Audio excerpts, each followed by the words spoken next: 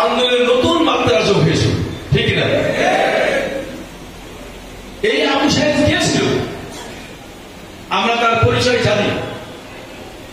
সম্মানিত ভাইরা, সে ছিল বাংলাদেশ ইসলামী ছাত্র শিবিরের একজন সৈনিক।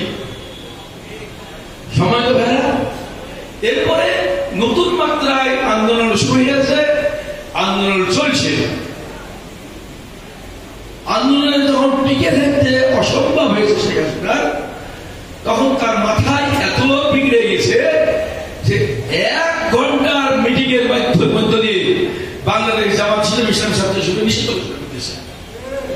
কয় তারিখে? 1 তারিখে। আল্লাহ রাব্বুল আলামিন আর বসে থাকেন না। 1 তারিখ থেকে 5 তারিখ, 5 দিনের মধ্যে দুনিয়া থেকে নিষিদ্ধ করে দিয়েছে। সম্মানিত ভাইরা, এইটা মনে রাখতে হবে। আজকে আপনারা যেখানে বসে প্রোগ্রাম করছেন,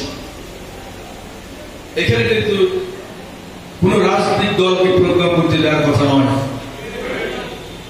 এটা সরকারি অডিটোরিয়াম, এখানে সরকারি প্রোগ্রাম হবে, সামাজিক প্রোগ্রাম হবে, সামাজিকদের অনুষ্ঠান হতে পারে। আর আমি যতদিন ধরে দেখেছি, আমার 28 বছর হলো চেয়ারম্যান করা। এই 28 বছর আমি দেখেছি যে সরকার ক্ষমতায় থাকে তারা প্রোগ্রাম করার সুযোগ পায়। বাংলাদেশ জামাত ইসলামী ক্ষমতায় আছে নাকি? তা আপনারা প্রোগ্রাম করছেন, এটা আপনাদের জন্য একটা বিশেষ রহমত। প্রশাসন মনে করছে এদেরকে আনা দরকার, এদেরকে সুযোগ দেওয়া দরকার। এই সুযোগটা কাজে লাগাইতে হবে।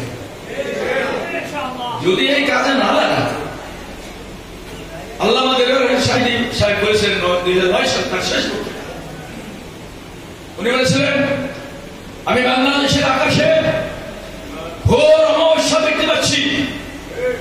যদি এই অমাবস্যাকে মোকাবেলা করা না যায়, এই জাতি যদি পিছিয়ে থাকে, এমন গাঢ় গাঢ় অন্ধকার নেমে আসবে যে শুভের সাথে দেখা পাওয়া যাবে না।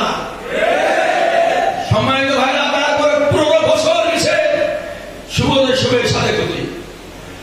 আজকে তাদের রক্তের বিনিময়ে যে স্বাধীনতা আমরা ভোগ করছি, আমরা যে সুযোগ পেয়েছি, আল্লাহ রাব্বুল আলামিন আমাদের সুযোগটা করে দিয়েছে যে তোরা এখন কাজ চালিয়ে যা। 1984 সাল থেকে আমি ইসলামী আন্দোলন করি, কোনদিনও এই এখন যে পরিবেশ আছে এই সুযোগ আমরা পাই নাই। সম্মানিত ভাইরা, আমরা যদি এই পরিবেশকে কাজে না লাগাই, 15 বছর কি নির্যাতিত নিষ্পেষিত হয়েছে, ওই সাহেবের মতো উনি বলতে বলেছেন, যদি এই খেলে কাজে না লাগিয়ে আমাদের আগামী দিনে বিজয় নিয়ে আসতে পারি, আমাদের জন্য আরো কঠিন বিপদের দিন আগিয়ে এসছে। সম্মানিত ভাইরা, এই জন্য আমাদের নিজের অস্তিত্বের কারণে বাংলাদেশের দিনকে বিজয় করার জন্য আমাদেরকে ঘরে ঘরে এই দাওয়াতটা পৌঁছে দিতে হবে। আপনারা গেলে শুনবেন, বলবে যে বাংলাদেশের জামাত ইসলামের কয়টা লোক আছে যে এত খবর করো। আমি আপনাদের বলতে চাই, এখানে আছেন নাকি কেউ 1970 সালে ভোট দিয়েছিলেন? এরকম কেউ আছেন? হাত তুলুন তো। 1970 ভোট দিয়েছেন ভাই, সবাই আমার ছেলে ছোট নাকি? তাহলে আমরা 1970 ভোট দিই, আমি ভোট দেখেছি। 1970 সালে আমি ক্লাস 7 পড়ি, আমি মিছিল করেছি ছাত্রদের সাথে। আমি তো শহরে পড়তাম, মিছিল করেছি। 1970 সালের নির্বাচনে বাংলাদেশের কেন্দ্রীয় সংসদে, পাকিস্তানের কেন্দ্রীয় সংসদে 300টি আসনের মধ্যে 167টি আসন ছিল পূর্ব পাকিস্তানে, 167টি আসনের মধ্যে 164টি আসন নিরঙ্কুশ ভাবে আওয়ামী লীগ বিজয় লাভ করেছে। সেই আওয়ামী লীগ 1975 সালে দেশ ছেড়ে পালিয়ে গেছে কিনা? তারপরে তৈরি হয়েছে বিএনপি। এই লোকগুলো কোথায় থেকে এসেছিল? আসমান থেকে?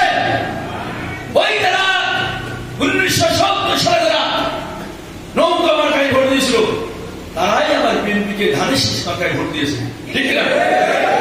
এরপরে জাতীয় পার্টি এসছে, ওই তারাই আমার ঘুরিয়ে জাতীয় পার্টিকে ভোট দিয়েছে, ঠিক না? সম্মানিত ভাইরা,